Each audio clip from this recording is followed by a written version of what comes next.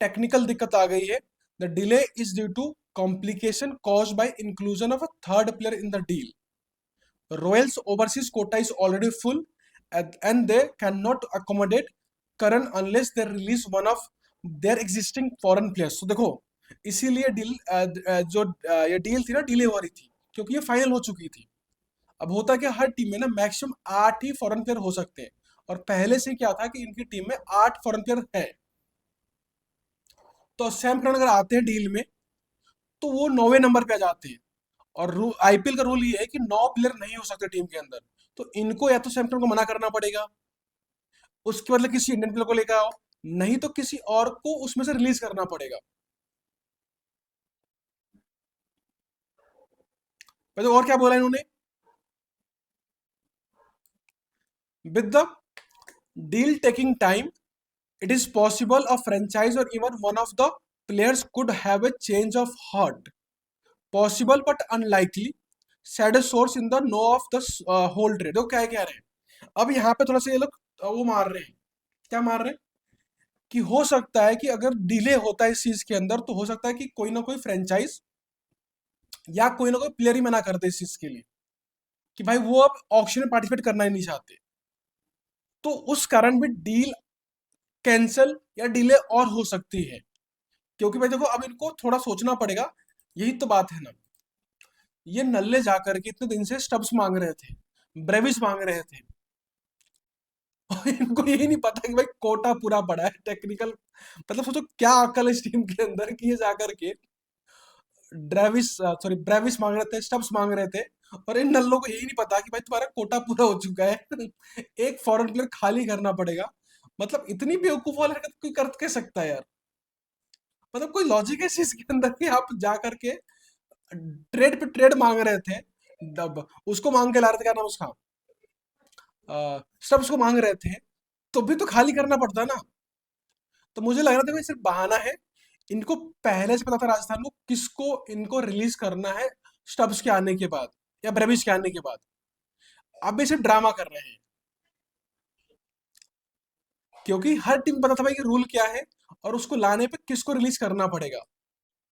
या तो इनको कोई दूसरा ऑफर मिल चुका है इसीलिए कर नहीं रहे, या ड्रामा कर रहे हैं। जब सब कुछ ऑफर मान लिया सीएसके ने, तो जानबूझकर ड्रामा कर रहे हैं अभी कि हमारे पास ये दिक्कत आ रही है। वो तो सबको पता था ना भाई कि आपके पास अगर प्लेयर एक्स्ट्रा लेकर आओगे, 25 का कोटा होता है, आप एक के बदले 2 प्लेयर मांग के ला रहे हो, तो 25 का कोटा भी देखना पड़ेगा आपको।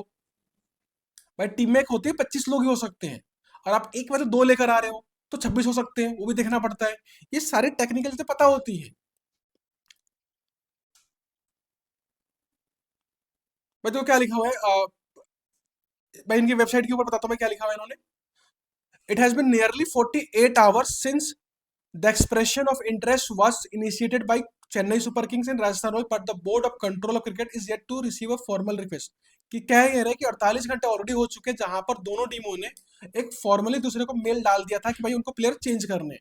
लेकिन अभी तक दोनों ने जो डिटेल्स होती हैं, जो रिपोर्ट होती है, किसी को नहीं भेजी अभी तक।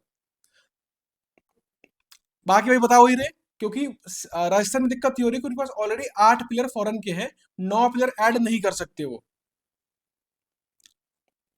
Because by adding to the complexity is the meager balance in their player purse. They are left with only 30 lakh, while current auction value is 2.4 crore. तो अब हो क्या रहा है भाई, दूसरी दिक्कत ये है कि आपके पास ये बता ये रहे हैं कि क्योंकि देखो जडेजा 18 के हैं, सैम करन कितने के, 2.4 करोड़ के हैं, क्योंकि संजू कितने के, 18 के हैं। तो देखो संजू जडेजा के पैसे तो बैलेंस हो गए, लेकिन क्योंकि करण भी साथ में आने वाले हैं तो करण के पैसे अलग से ना इनको देने पड़ेंगे। मतलब राजस्थान को ना टोटल 22 करोड़ रुपए, 22 नहीं, 20 करोड़ 40 लाख रुपए देने पड़ेंगे। 18 इनके पास कहां से आ गए, वो आ गए संजू से। लेकिन 2 करोड़ रुपए, 2.5 करोड़ रुपए जो है इनको और लाके देने पड़ेंगे किसको, सीएसके को। लेकिन इनका बैलेंस पहले से जो अवेलेबल है वो सिर्फ 30 लाख का है। सोचो ये हरकतें हैं, मांग ब्रेविस रहे थे ये बैठ करके, ना तो पैसे हैं इनके पास है, ना कोटा खाली पड़ा है। अभी देखो इनके पास जोफरा है, हेटमायर है, हसरंगा है, तिक्साना है, फजल फारूकी है, मफाका है, बर्जर है, प्रिटोरियस है। तो भाई ये आपके पास, इनके पास टीम है। इनके पास कुल मिला के देखो 8 ही है, 14 है, तो लगभग इनके पास 22 प्लेयर हैं। 25 हो सकते हैं, 22 ही रखा है इन लोगों ने। इनका प्लेयर तो बहुत खतर, मतलब 8 का 8 बहुत खतरनाक है। जोफ्रा खतरनाक, हेटमायर इनका फिनिशर है, हसरंगा इस टीम के अंदर है, स्पिनर रिलीज कर नहीं सकते ये। तिक्साना अच्छी बॉलिंग करके देता है। फजल फारूकी आप कुछ कर सकते हो ऊपर नीचे।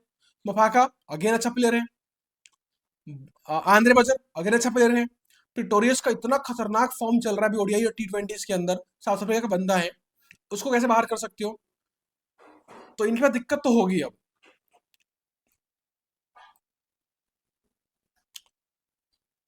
पर देखो बाकी जडेजा और सैमसन, और देखो आखिर में हो सकता है ये कि आखिर में जडेजा और सैमसन का डील खत्म करके बंद हो जाए। जडेजा सैमसन में पैसे की कोई दिक्कत नहीं, और दोनों इंडियन प्लेयर हैं, तो वहां कोई दिक्कत नहीं है। और अभी तक उनका 22 प्लेयर है, 25 रख सकते हैं आप अच्छा खासा। मैं तो अभी तक था कि ये लोग ना दो क्या कहते हैं, दो प्लेयर को निकालने के बारे में सोच रहे थे। एक था आपके पास हसरंगा, और दूसरा है किसको, तिक्साना को। तो इन दोनों को रिलीज करने के बारे में सोच रहे हैं कि तो तिक्साना को रिलीज कर दो या फिर हसरंगा, या दोनों को रिलीज कर दो। क्योंकि जडेजा अगर आ जाते हैं तो फिर आपको स्पिनर के रूप में जडेजा खेल लेंगे, हसरंगा कोई काम बचता नहीं आपकी टीम के अंदर। और तिक्साना की वो कैसे खेलेंगे अगर आपकी टीम में पहले से ही कौन कौन है? आपके मफाका है टीम में, जोफरा है ही है, तो तिक्साना को काम बचता भी नहीं है। तो दोनों को रिलीज कर सकते हैं।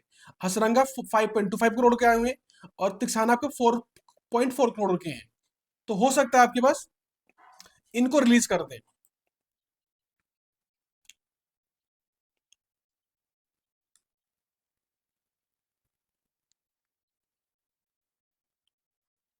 मैं तो एक और चीज बोला जा रहा है, तो जो ये जो आपका प्ले, अब देखो हो क्या रहा है, टेक्निकल दिक्कत ये है कि अगर इनको रिलीज भी करना है प्लेयर को ना, हसरंगा को और तिक्साना को, तो ये रिलीज कर सकते हैं 15 तारीख को, उससे पहले रिलीज भी नहीं कर सकते।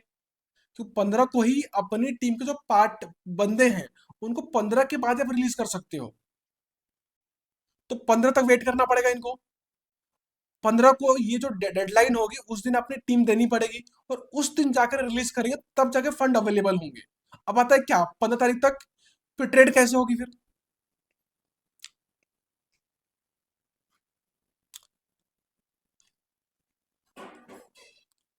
तो भाई सिंपल सी है कि उसके बाद भी ट्रेड हो सकती है, सिंपल सी बात ये है, ट्रेड उसके बाद भी हो सकती है। ठीक भाई। तो ये कुल मिलाकर है कि आप शायद हो रहा ट्रेड, दो तरीके से ट्रेड हो सकती है अभी। पहला कि देखो, आखिरी जो डेडलाइन है ना वो है 15 तारीख। अगर आपके पास टीमें चाहें, अगर राजस्थान चाहे तो उससे पहले ही क्या कर सकती है, अपनी रिटेंशन लिस्ट जारी कर सकती है। पहले रिलीज कर सकते हैं रिटेंशन लिस्ट। नहीं तो 15 तक का वेट करे, उस दिन जारी करे, उसके बाद जाके फिर ट्रेड कंफर्म होगा।